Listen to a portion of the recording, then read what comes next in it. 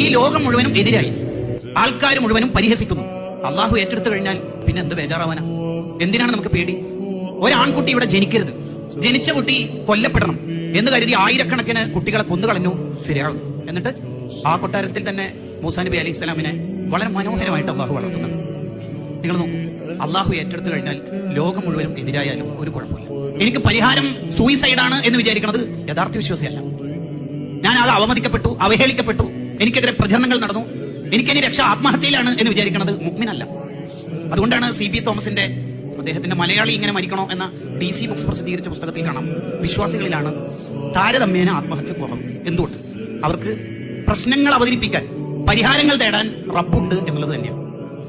ഇങ്ങനെ എല്ലാത്തിനും കഴിവുള്ള അള്ളാഹുവാണ് എന്റെ റബ്ബ് എന്ന് വിചാരിക്കുമ്പോൾ കിട്ടുന്ന ഒരു സുഖമാണ് അൽ ഈമാനു ബില്ലാഹ്, അള്ളാഹുവിനുള്ള ഉറച്ച വിശ്വാസം.